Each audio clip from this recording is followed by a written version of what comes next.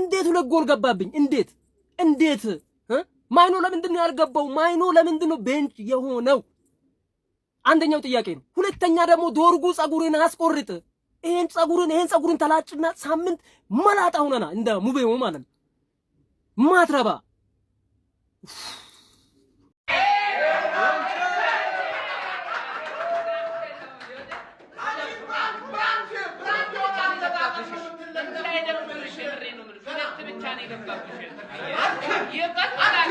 በነገራችን ላይ እንዳይደብራችሁ ስርፍጆች ገብቷላ። ባሌባ ሲመጣ ያስተካክሏል። እሺ እንዳይደብረ ባሌባውን ይመጣል ማለት ነው።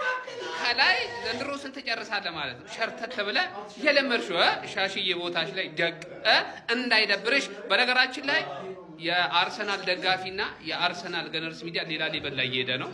ትልቅ ስቱዲዮ ሰርተን ጨርሰን እያስመረቅን ነው የምንገኘው። አስበዋል። ጀማ አደራጅቼ ጨጓራህን ስልጥህ